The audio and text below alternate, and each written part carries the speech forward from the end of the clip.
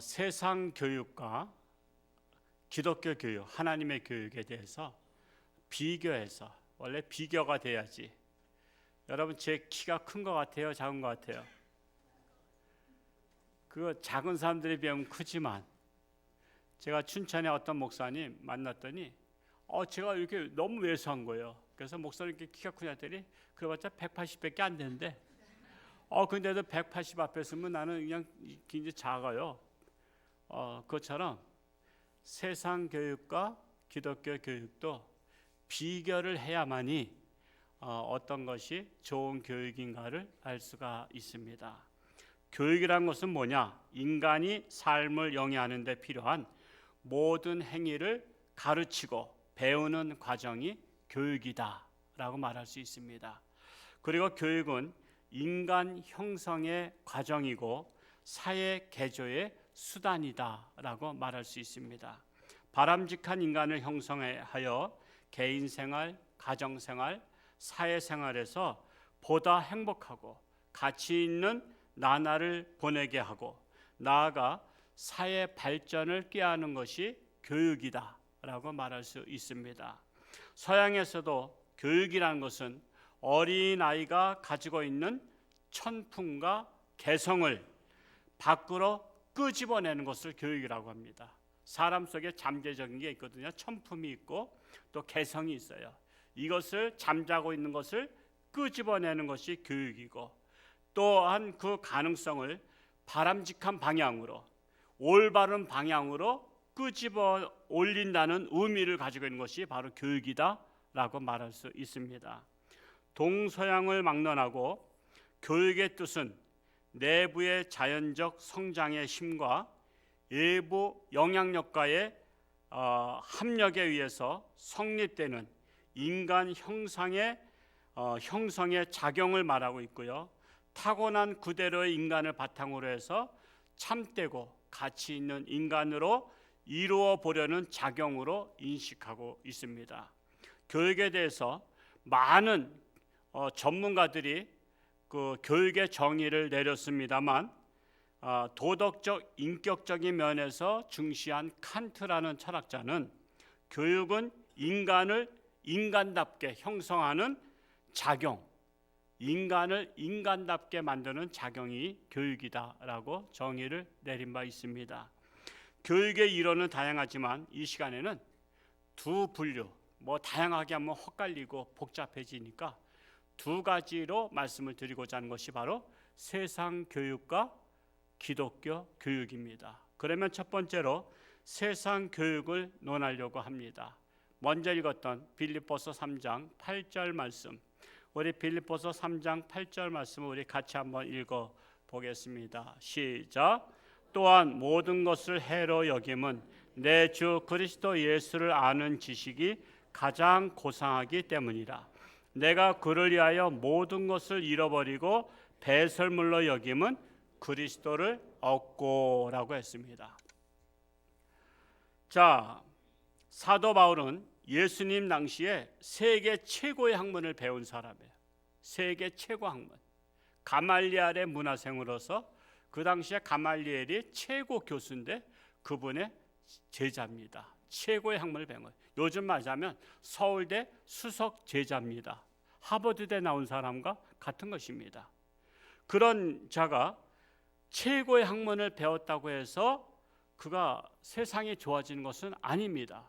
왜냐하면 그는 최고의 학문을 가지고서 기독교 말살 정책에 앞장섰던 사람이에요. 기독교 말살 정책. 그 당시에 예수 믿는 사람들 그때 먼저 잡은 것이 수데반 집사를 잡았죠. 안수 집사를. 수데반 집사를 안수 집사를 잡아서 그를 정죄하고 돌로 쳐서 죽이는데 앞장섰던 사람이 사도 바울입니다. 사도 바울.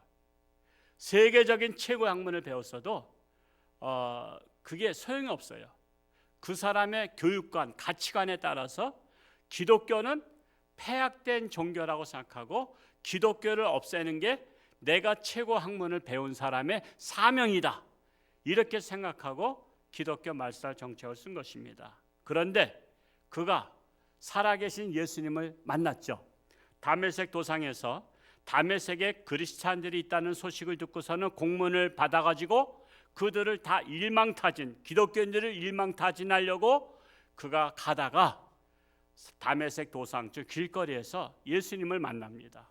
사울아 사울아, 원래 이름은 사울이죠. 본명은 사울이고 이제 예수님 만나고 나서 바울, 작은 자란 뜻을 가진 바울이라고 이름을 이제 개명을 했습니다만, 사울아 사울아, 네가 왜 나를 핍박하느냐? 네십니까? 내가 언제 당신 핍박했습니까? 했더니 네가 크리스찬들을, 그리스도인들을 핍박하는 것이 바로 나를 핍박하는 것이다 하면서 예수님을 만나서 그가 뒤집어집니다. 그가 뒤집어지면서 그가 예수를 믿게 되고 그의 최고의 학문을 가지고 그 당시에 세계 복음화에 앞장서게 됩니다. 그가 세계 복음화에. 그래서 사실 그 당시에 배경은요, 예수님의 제자들은 다 무식했습니다. 초등학교도 안 나왔어요. 요즘 말하면 초등학교도 안 나왔어요. 베드로, 야고보, 요한 다들 다 그냥 고기잡이나 하고 농사나 짓고 어려서부터 학교를 안 다니고 일만 했어요. 그래서 어떤 소문이 있었냐 하면 그리스도인들은 무식쟁이다, 참 무식한 사람들이나 예수쟁이다, 이렇게 소문이 났어요. 그런데 세계 최고의 학문을 배운 사울이, 즉 바울이 예수님을 믿고 나서 그가 세계 선교에 앞장서는데, 그는 그냥 이게 배운 사람은 언어가 또 다르잖아요. 고급 언어를 쓰잖아요. 2000년 전에는, 지금부터 2000년 전에는 왕권 시대입니다. 그래서 황제가 있으면요, 황제에게 쓰는 용어가 달라요. 여러분, 왕실서 쓰는 용어가 다른 거 아시죠? 전하 무슨 하옵소서 하면서 요즘 우리들이 별로 안 쓰는 용어들을 써요. 일반인들이 쓰지 않는 용어를 씁니다. 근데 그런 용어를 써야지 유식하다 하고 만나줘요. 무식한 사람 만나주지 않습니다.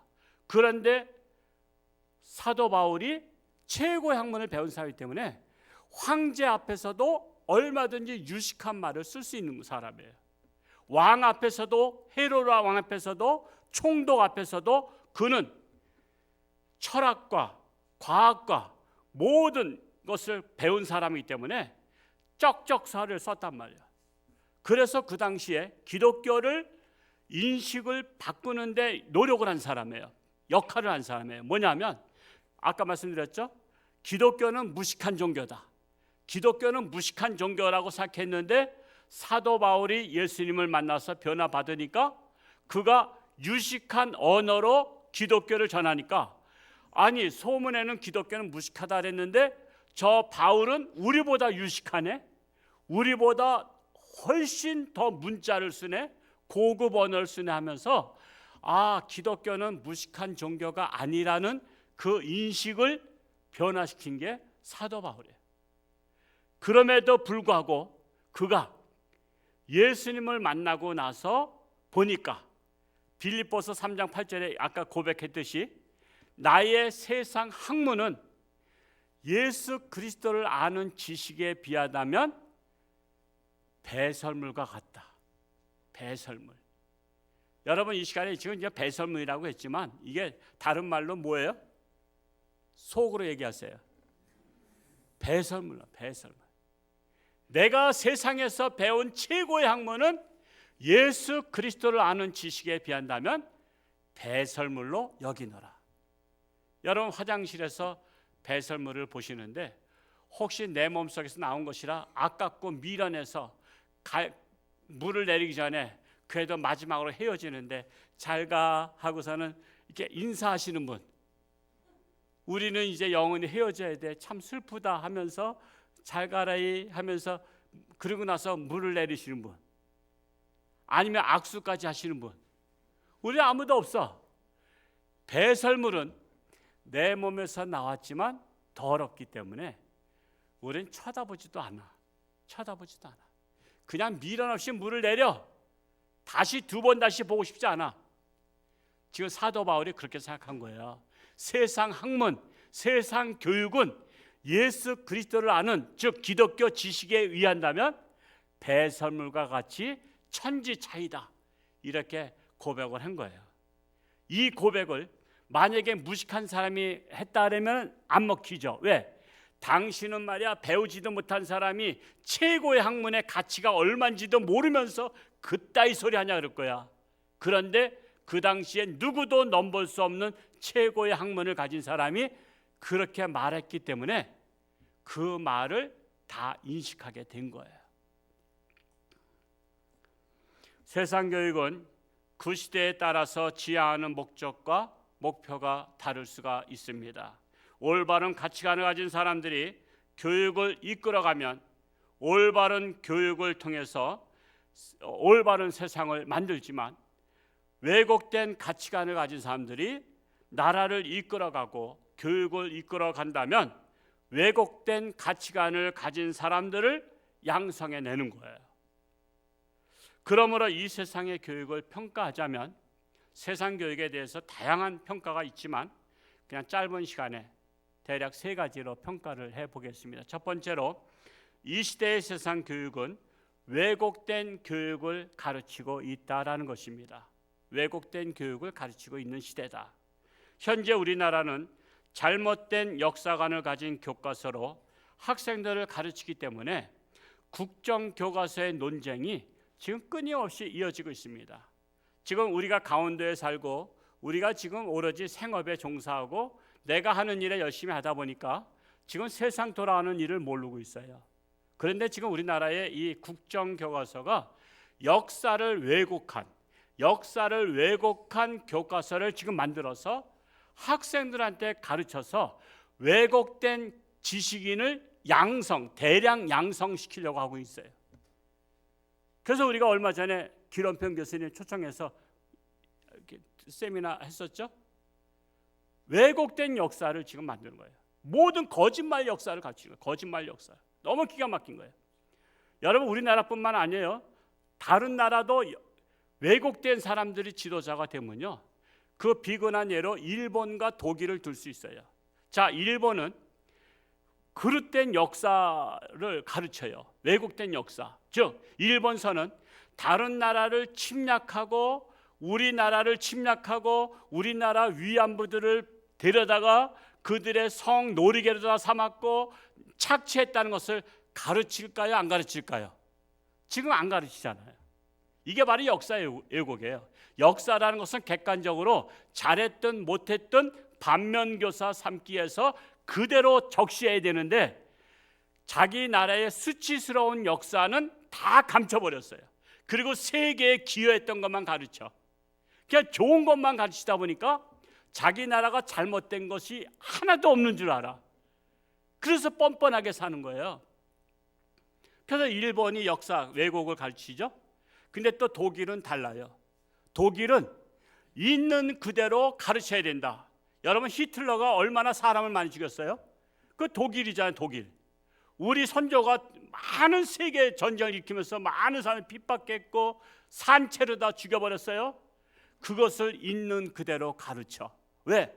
이것을 반면교사 삼아서 다시는 그러한 되풀이되는 역사를 일으키지 않도록 우리 후손들이 올바른 역사관을 가지고 세계에 기여하는 사람들이 되도록 독일은 가르치고 있는 거예요.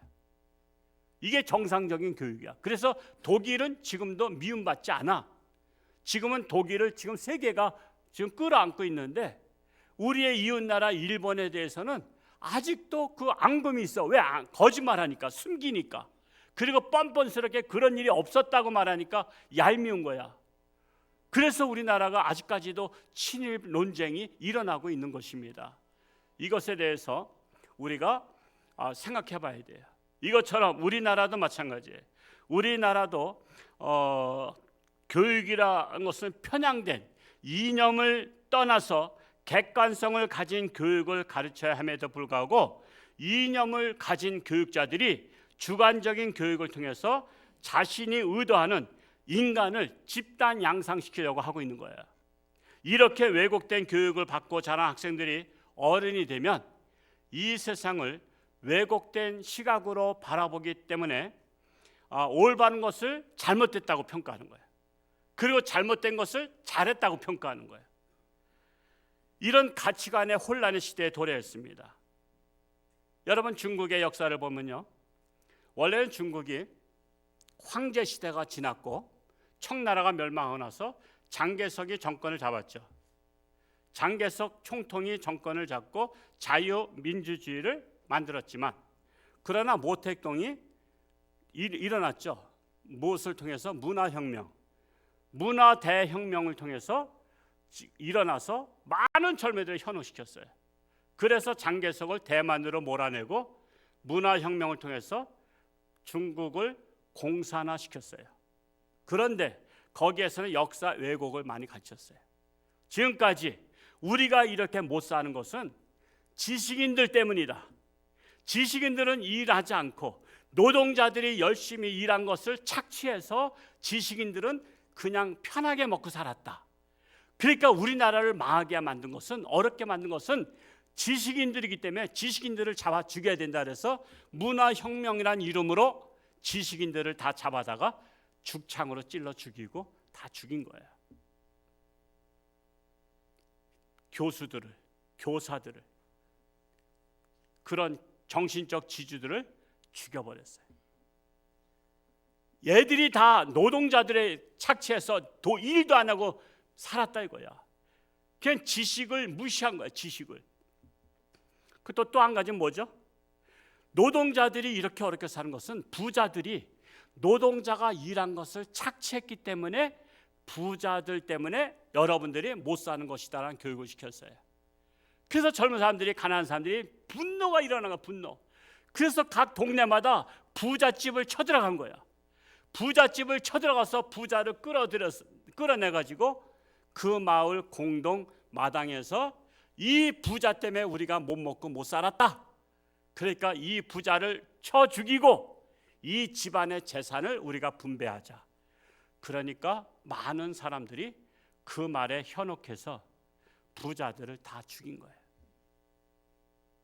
여러분, 이게 바로 잘못된 교육, 왜곡된 교육을 통해서 사람들의 마음속에 증오심을 불러일으켜서 그렇게 분노해서 부자들을 다 죽여버리고 지식인들을 다 죽여버린 그런 문화혁명을 통해서 공산주의 나라를 만들었던 거예요. 그래서 우리가 역사를 알아야 되는 것이 중요한 것입니다. 그래서 신명기 32장 5절에는 이것을 갖다가 삐뚤어진 시대라래, 가치관의 혼란 시대를 삐뚤어진 세대, 정의를 내리고 있습니다. 왜곡된 세상 교육은 차라리 안위 받음만 못하니라 한 것입니다. 두 번째로, 이 시대의 세상 교육은 죄악을 조장하는 교육을 적극적으로 가르치는 시대가 되었습니다. 죄악을 저라고 하는 세상입니다. 인권이라는 이름으로 요즘에는 선생님 존경하는 시대가 아닙니다. 여러분, 학생들이 선생님 때리는 거 많은 거 아시죠? 여선생님들은 몸이 약해가지고 많이 따짝이 맞는데 학생들한테 그 선생님이 분하잖아. 분해서 고발하려면 교장 선생님이 말린대. 왜? 그러면 학교가 문제가 되니까, 그 책임을 져야 되니까. 그래서 김 선생 그냥 없던 일로 해. 그냥 선생님만 참으면 그냥 넘어갈 수 있어. 조용히 넘어갈 수 있어. 그래서 학생들이 자신 있게 선생님을 때리는 거야. 굿하는 거야. 그래도 선생님 말을 못해. 선생님이 좀 강심장이 선생님들은 학생들 너희들 그러면 돼. 야단쳐. 야단치면 즉각 부모를 고발해. 학부모를 고발해. 학부모가 고발해. 그래서 지금 선생님들이 고발 대상자가 수백 명이래. 지금 고발 대상자야. 고발 대상자. 지금 이렇게 학생들한테 지금 이게 선생님을 완전히 무시하는 그런 죄악을 가르치고 있습니다. 이제는 윤리를 저버리고 성적 자유를 가르치고 성적 자기 결정권을 가르쳐요. 성적 자기 결정권이 뭐냐면 자기 성은 자기가 결정한다. 즉 뭐라면, 여러분들이 볼 때 제가 남자 같아요, 여자 같아요? 여자같이 보이는 분 계신가요? 제가 남자인데 내가 오늘 저녁에 가만히 생각하니까 내가 아무래도 여성성이 있는 것 같아. 그리고 내가 남자들 잘생긴 남자 보면 저거 같이 좀 껴안고 싶어. 그런 마음이 드니까 내가 여성인 것 같아. 그래서 내가 선포했어. 나는 오늘 밤 12시 이후로 여성입니다. 그래서 여러분한테 저는 이제 여성입니다. 그래서 이게 바로 성적 자기 결정권이야. 그러니까 이제 내가 여성으로 결정됐어요. 우리 성가대하고 한번 여자 목욕탕 갈까? 내가 여성이니까 가야 되는 거야. 그 목욕탕에서 당신은 들어오지 마세요. 나 여성이에요. 당신 남자 아니에요? 나 어제부터 여성으로 결정됐어요. 그래서 나 여성 목욕탕 가야 돼요. 여성 화장실 가야 돼요. 근데 이것을 출입을 금하면 그 사람은 인권 침해로 걸립니다. 그래서 목욕탕이 문을 닫아야 되는 거예요. 목욕탕이. 이게 바로 성적 자기 결정권이야.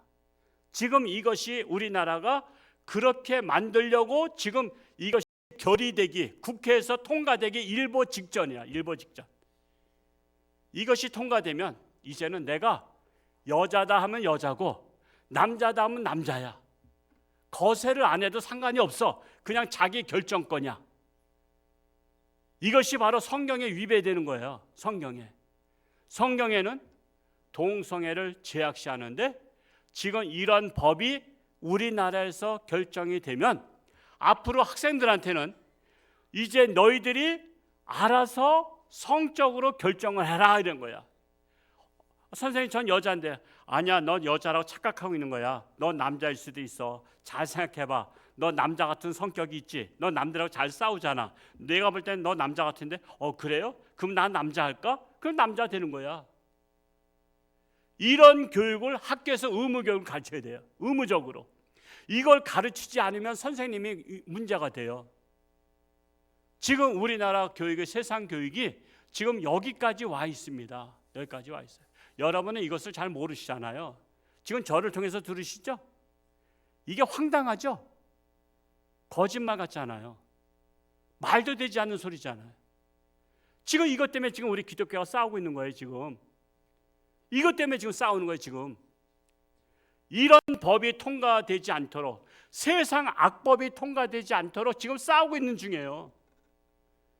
지금 이것을 의식 있는 목사님들이 이 세상 교육을 이거 다 도입했다가는 우리나라 망한다. 그래서 지금 반대하고 싸우고 있는 중입니다.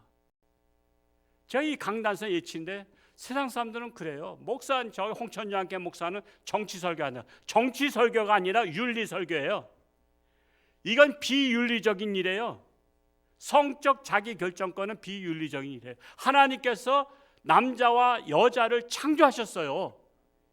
근데 그렇지 않다는 거예요. 하나님이 창조했던 걸 믿지 말라는 거예요. 자기가 자기를 창조한 것이지 하나님이 창조한 게 아니라는 거예요. 그래서 성경은 잘못됐다고 세상 교육은 그러는 것입니다. 그래서 수많은 나라가 동성애를 조장함으로 가정과 사회 윤리가 붕괴되고 나라가 뿌리째 흔들리고 있는 거예요. 그래서 신명기 32장 20절에는 이 세대를 패역한 세대라고 말하고 있어요. 패역한 세대. 이 세대는 패역한 세대다. 그래서 사도 바울은 세상 교육을 자기가 하나님을 믿고 예수를 믿다 보니까 세상 교육은 배설물과 같다. 그러니까 디모데후서 3장 8절에 그런 거예요. 내가 배설물로 여기노라. 세상 교육 가지고는 희망이 없다. 오로지 예수님 교육, 기독교 교육만이 소망이 있다 말한 것입니다. 세 번째로 이 시대의 세상 교육은 삐뚤어진 교육을 가르치고 있습니다. 신명기 32장 5절에 삐뚤어진 세대라고 지적하고 있죠. 여러분 나무가 우리나라의 소나무 중에 가장 좋은 소나무가 뭐죠? 우리 강원도는 아시잖아요. 금강소나무. 여러분 남대문에 불났을 때 금강소나무 주격되는 거를 찾느냐고 고생했잖아요. 금강소나무가 굉장히 좋은 거야. 근데 이 나무를 어렸을 때 1년생, 2년생, 3년생일 때 이 나무를 작품을 만들겠다고 이리굽을 저리굽을 굵은 철사 가지고 하죠. 분재 만들듯이 굵은 철사에다 칭칭 감으면서 이걸 삐뚤빼뚤 만들어. 이렇게 해서 만들어 가지고 한 10년을 키웠다. 그러면 이 나무는 이제 그때부터는 어렸을 때는 잘 꼬부라지잖아요. 나무가 커서는 안 꼬부라지지만 이 꼬부라진 나무가 10년 동안 되니까 그게 굳어버렸어. 그래서 이 금강소나무가 삐뚤빼뚤해. 작품으로는 그럴듯해 보여. 근데 이 나무를 제목감으로, 즉 기둥으로, 대들보로, 석가래로 쓰려면 쓸 수 있어요, 없어요? 쓸 수 없는 거야. 그래서 삐뚤어진 세대는 제목감이 안 나오는 거야. 삐뚤어진 세대는 큰 인물이 안 나오는 거야. 인물이 안 되는 거야. 그냥 보기에는 괜찮아. 그럴듯해. 말도 잘하고 그럴듯해. 그래서 그런 애들이 헛소리 하면서 막 유튜브에다가 막 퍼뜨리는 애들이 바로 그런 애들이야. 삐뚤어진 세대가 헛소리를 막 하면서 인기 많은 거야. 왜? 그들이 인기가 엄청 많은 거 아시죠? 삐뚤어진 세대가 유튜버 만들면요 30만, 50만, 100만 돼. 왜 그러냐면 삐뚤어진 사람은 삐뚤어진 사람이 말하는 걸 좋아해. 유유상종. 그래서 끼리끼리 노는 거야. 그러니까 그들의 유튜버를 보면 얼마나 우리나라에 삐뚤어진 세대가 많은가를 알 수가 있는 거예요. 여러분, 제가 설교하는 것을, 바른 설교하는 것을 유튜브에다 올린다고 봐요? 안 봐. 왜? 바른 사람이 별로 없으니까. 올바른 사람이나 보는데 올바른 사람은 눈을 뒤집고 뭐 어떻게 봐? 그냥 눈을 부릅뜨고 봐도 안 보여.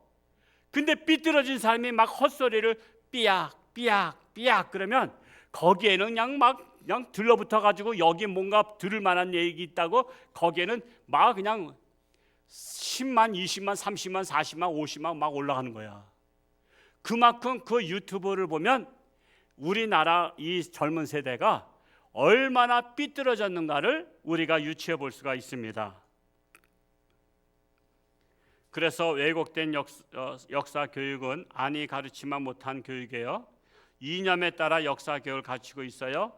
우리나라 건국을 부정하는 교육을 가르치고 있습니다. 여러분, 우리나라는 자유민주주의 공화국이죠. 자유민주주의 나라예요. 이것을 부정하는 사람들이 많습니다. 이를 부정하는 교육을 가르치고 있어요. 그래서 세상 교육은 올바르게 가르치면 이롭기도 하지만 올바르게 가르치지 못하고 잘못된 교육은 세상을 망가뜨리는 역할을 하고 있다라는 것입니다. 그래서 사도 바울은 세상 교육을 배설물로 여기노라 했던 것입니다. 그러면 두 번째로 이제는 세상 교육은 제껴두고 기독교 교육에 대해서 논하고자 합니다. 우리 기독교 교육 빌립보서 3장 8절에 아까 읽었습니다만 사도 바울은 세상 교육으로서 최고의 학문을 배웠지만 예수 그리스도를 아는 지식을 배운 후에는 세상 교육을 배설물로 여기고 다 버리기로 결심합니다. 그리고는 기독교 교육에 인생을 겁니다. 기독교 교육에. 그것이 바로 디모데후서 3장 15절에서 17절. 이게 사도 바울이 이게 말씀한 거예요. 자, 그러면 첫 번째로 기독교 교육은 구원에 이르는 지혜가 있게 하느니라. 자, 지혜 교육이라 말할 수 있어요. 기독교 교육은 지혜 교육이다. 세상 교육은 지식 교육. 그러면 대비가 되죠. 자, 그러면 이제 축조해서 말씀 볼까요? 디모데후서 3장 15절 말씀을 같이 한번 읽어 보겠습니다. 3장 15절 시작.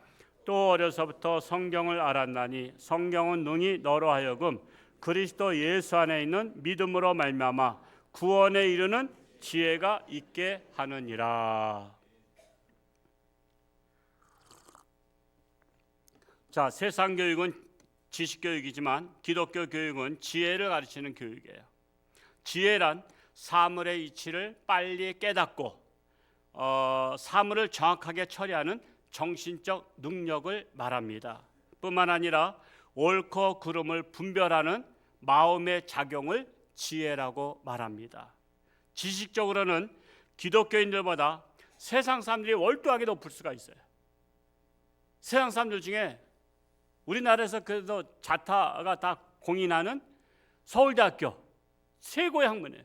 근데 최고의 학문을 배운 지식인들이 예수를 믿어야 안 믿어요? 거의 다 안 믿어요. 하버드대 나왔다고 예수 믿는 거 아니야. 지식으로 예수 믿는 게 아닙니다. 기독교인들 중에는 지식이 낮은 사람들도 있어요. 초등학교 못 나온 사람도 있어. 근데 예수를 믿어. 그가 무슨 학문을 연구해서 많은 학문 연구 중에 하나님이 가장 위대하다는 결론을 내려서 그가 하나님 믿어요? 아니에요. 그는 지식으로 하나님 믿는 게 아니라 지혜로 분별해서 믿는 거예요. 지혜로 판단한 거, 지혜로. 그래서 기독교인이 된 것은 지식으로 된 것이 아니라 지혜로 판단해서 우리가 기독교인이 되었다는 것입니다. 자, 그래서 지혜롭지 못한 분은요, 결코 기독교인이 될 수 없어요. 지식을 가지고는 아무리 가져도 기독교인 될 수가 없습니다. 지혜의 문이 열려야만 깨닫게 되는 것입니다. 자, 지식으로 신앙을 판단하면 기독교는 어리석어 보이기까지 합니다. 그래서 세상 사람들이 예수 믿는 사람들 갖다가 비하시킨 게 뭐죠? 어리석은 사람으로 표현한 게 예수쟁이야. 예수쟁이. 저 예수쟁이들, 그거는 어리석다고 말하는 거예요. 근데 사실은 기독교인들은 어리석은 자들이 아니라 지혜로운 자예요. 지혜로운 자. 세상 지식은 약해도 그들에게는 옳고 그름을 판단할 수 있는, 뭐가 진짜고 뭐가 가짜인지를 판단할 수 있는 지혜가 있는 거예요. 그래서 기독교 교육은 지혜가 있게 하는 것입니다. 그래서 지혜로 판단하면 어리석어 보이는데 구원에 이르는 길이 기독교에 있음을 알게 하는 것입니다. 두 번째로 기독교 교육은 사람을 사람되게 한다라는 것입니다. 디모데후서 3장 16절 말씀을 또 같이 한번 읽어볼까요? 시작. 모든 성경은 하나님의 감동으로 된 것으로 교훈과 책망과 바르게 함과 의로 교육하기에 유익하니. 자, 사람이 사람 노릇하려면 교훈을 가르쳐야 되고, 때로는 잘못된 인생길을 가면 책망도 받아야 되고, 바른 길로 가도록 가르쳐야 합니다. 그런데 오늘날 세상 교육은 이것을 포기했어요. 세상 교육은 포기했지만 기독교 교육은 포기하면 안 됩니다. 여러분 학교에서 애들 잘못됐다고 희철이 때리면 어떻게 될까요? 그 선생님 그 학교에서 온전히 선생님 노릇할 수 있어요, 없어요? 없습니다. 학생들 야단치면 선생님 그만둘 생각해야 돼. 심지어 사례가 뭐냐면 학생들이 잠자고 있어. 야, 일어나! 이러니 안 일어나. 들은 척만 척해. 그래서 선생님이 가서 어깨 툭툭 쳤어. 야, 학생 일어나. 지금 공부 시간이야. 지금 공부해야지. 그랬더니 그 다음날 경찰서 출두하래. 왜 그런가 했더니 그 학생이 고발한 거야. 뭘 고발했냐면 선생님을 성추행 혐의로. 아니 선생님이, 제가 언제 학생을 성추행해요? 교실에서. 그랬더니 혹시 어깨를 이렇게 만지지 않았냐? 그 일어나라고 어깨 쳤더니 그게 여학생이 잠자다가 남자 선생님이 어깨를 치니까 성적 수치심을 느꼈다는 거야. 그래서 여러분 객관적인 사실이 중요한 게 아니에요. 여자가 선생님이 여기를 치면서 일어나라고 했을 때 자기는 남자가 여기를 대는 순간에 성적으로 수치심을 느꼈기 때문에 성추행이 된다는 거예요. 여자가 수치심을 느꼈기 때문에. 그래서 성추행 혐의로 선생님이 입건되는 거예요. 그런 일이 있고 나서 선생님은 절대 지침 인사가 내렸죠. 학생들이 잠을 자든 막대 말로 자빠져 자든 건드리지 마라. 내버려둬라. 그가 도가 되든 개가 되든 내버려둬라. 지 앞길 지가 알아서 할 거니까 선생님들은 절대 그 학생들의 인생을 책임지지 말고 대학교를 들어가든 말든 내버려둬라. 지금 그게 된 거예요. 지금 우리나라가 거기까지 온 거예요. 또 한 사례 들겠어요. 그래야지 여러분 실감이 나니까. 우리 여기 정유진 안수 집사님은 제가 어떤 말을 해도 시험에 안 드니까 정유진 안수 집사님이 고등학교 때 개차반이야. 공부도 안 해. 그러니까 맨날 꼴등해. 막 꼴등하고 그래서 야, 정신 차려라 맨날 했는데 그 다행히 선생님 고발은 안 해. 그 막 정신 차리라고 막 야단치고 책망했더니 근데 어느 날부턴가 내가 선생님 말씀대로 공부해야지 하고서 공부를 열심히 했어. 근데 알고 봤더니 머리가 좋아가지고 공부 열심히 하니까 그 다음 기말고사에서 1등을 했어. 그 선생님도 너무 좋은 거야. 이거 희망이 없어 보이네 애가. 선생님 말 지겹게 안 듣던 애가 정유진 학생이 1등을 했네. 그래서 선생님이 아침 조회 때 들어오자마자 정유진 학생 일어나봐. 그랬더니 그 다른 학생이 왜 그래요? 그랬더니 정유진 학생이 공부 열심히 해가지고 1등 했어. 이렇게 너희들도 해야 돼. 그러면서 했더니 그 다음날 집단 고발당했어.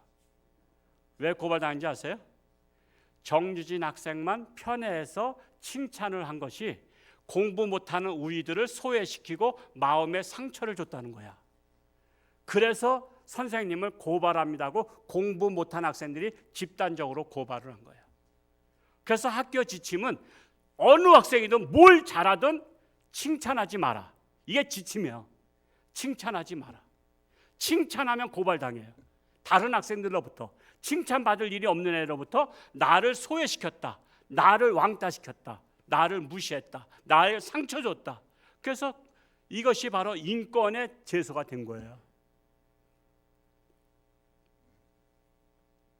여러분, 그러면 공부 못하고 하는 애를 야야, 우리 옛날에 그랬죠. 지금 옛날과 달라졌어요. 지금 시대가. 야야, 공부 못하는 너희들 커서 뭐가 될 거냐 말이야. 이놈들아, 빨리 공부해야지. 그랬더니 또 고발당했어. 왜 고발당했냐? 다른 학생들 앞에서 나를 망신시켰다 이거야. 그래서 망신시켜서 살맛이 안 난다 이거야. 나를 왕따시키고 선생님이 나를 다른 학생들 앞에서 망신을 준 것이 인권 침해가 되는 거야.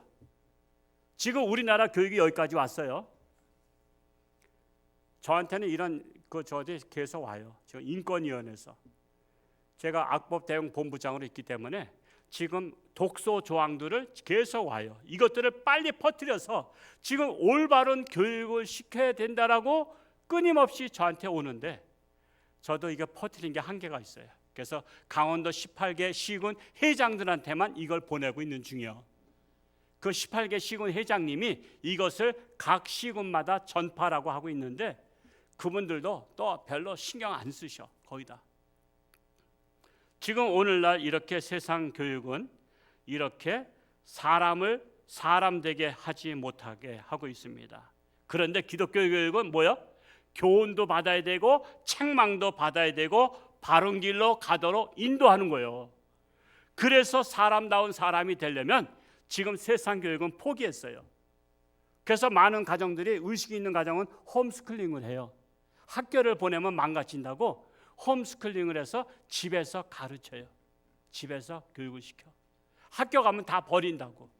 근데 부모님들은 애석하게도 내 자식이 버린 줄도 모르고 있는 거야 지금. 근데 학교 가면 그 정신이 다 버려져. 성적 자기 결정권을 가르치고 어려서부터 성적인 관계를 하는 법까지 가르쳐. 구체적으로 가르쳐야 되는 거야. 피임법도 가르쳐. 애기 지우는 법도 가르쳐. 지금 다 가르치고 있단 말이야. 이거를 부모만 몰라. 어른만 몰라. 그래서 세상 교육은 가지고 희망이 없어요. 그래서 기독교 교육이 희망이 있어. 사람을 사람 되게 만드는 교육이 기독교 교육이에요. 그래서 교회 학교가 희망이 있다는 사실이에요. 여러분의 자녀, 여러분의 손주 교회 보내시기 바랍니다. 옛날 말에 이런 말이 있죠.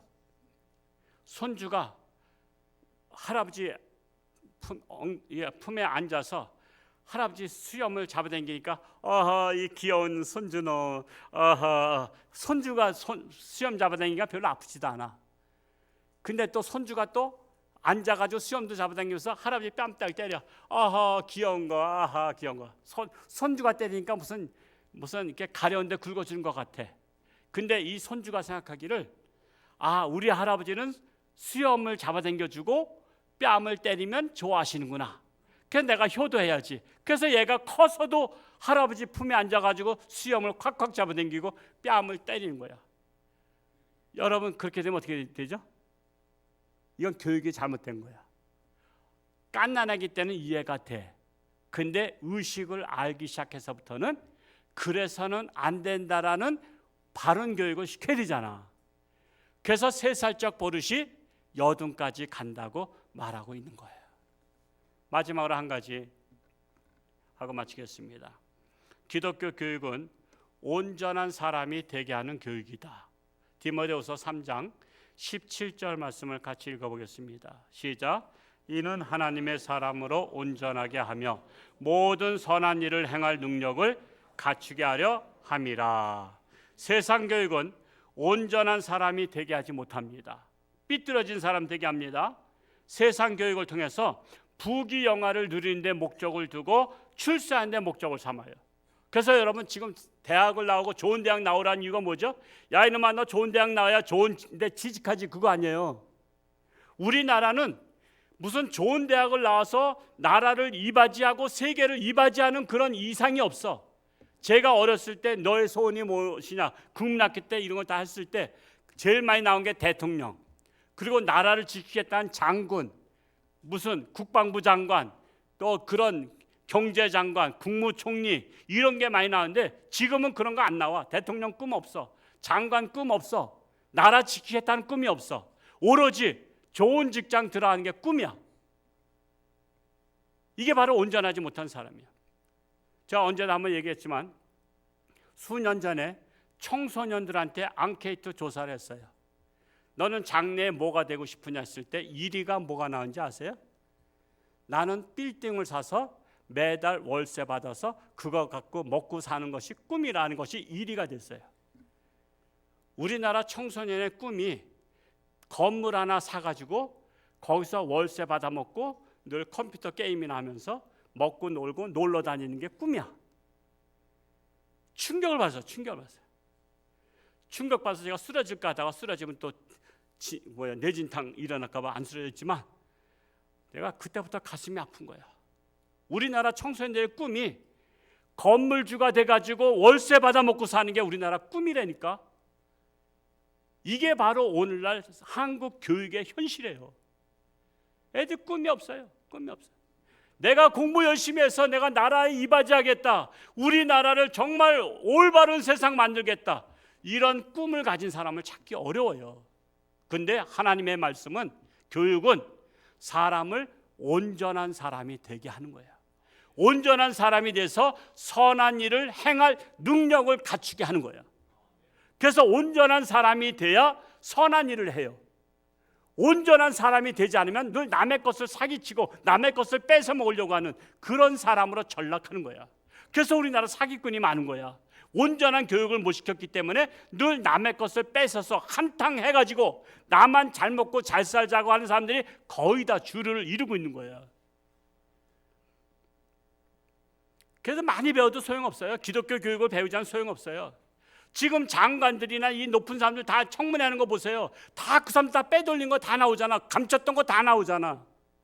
여야 상관없이 다 나오잖아요. 지금 그 사람들이 온전한 교육을 못 받은 거야. 기독교 교육을 받았으면 온전한 사람이 될 텐데 세상 교육을 받아서 그들은 몰래 감추는 법을 다 배운 거야. 몰래 감추고 몰래 축적하고 몰래 코인하고, 하다못해 국회의원이 국회에서 코인만 하고 있잖아. 오로지 나만 잘 먹고 잘 살면 된다. 빌딩 하나 사가지고 월세 받아먹으면서 내 자자손손 월세 받아먹는 자손 만들겠다고. 이게 우리나라 사람들의 꿈이야. 그래서 세상 교육은 희망이 없어요. 기독교 교육이 희망이 있어요. 하나님의 말씀으로 온전한 사람이 되어서 선한 일을 행할 능력을 갖춘 사람이 되면 이 세상은 아름다운 세상, 좋은 세상, 행복한 세상 됩니다. 이걸 누가 만들어야 되겠어요? 우리 교회가 만들자고요. 홍천주안교회가 만들고 한국교회가 만들자고요. 이 사명을 감당할 때 우리나라는 좋은 세상 다시 회복될 수가 있습니다. 기도하겠습니다. 하나님 아버지, 오늘 어린이 초청주일 맞이해서 세상 교육과 기독교 교육에 대해서 비교해서 말씀을 드렸습니다. 세상 교육은 희망이 없습니다. 오로지 나만 잘 먹고 잘 사는 이기적인 자들로 양상하고 있습니다. 그런데 기독교 교육은 이타적인 교육을 통해서 나만 잘 먹고 잘 사는 것이 아니라 더불어 사는 것입니다. 온전한 사람이 되어서, 사람다운 사람이 되어서, 선한 일을 행할 능력을 갖춰서 더불어 살아가는 세상을 만드는 것입니다. 올해 홍천주안교회가 바로 그러한 교회, 이 사명을 감당하는 교회가 되게 하여 주옵소서. 오늘 하나님 앞에 나온 자마다 결심하고, 지식으로 하나님 알 수 없습니다. 오직 하나님의 지혜로만 하나님이 살아계신 하나님인 것을 분별할 수가 있습니다. 저들에게 지혜를 주시어서 올바르게 분별할 수 있는 분별력을 허락하여 주옵소서. 그리하여 우리 홍천주안교회 자녀들이 다음 세대를, 다음 시대를 이끌어가는 지도자들이 배출하는 교회가 되게 하여 주옵소서. 예수님의 이름으로 기도하옵나이다. 아멘.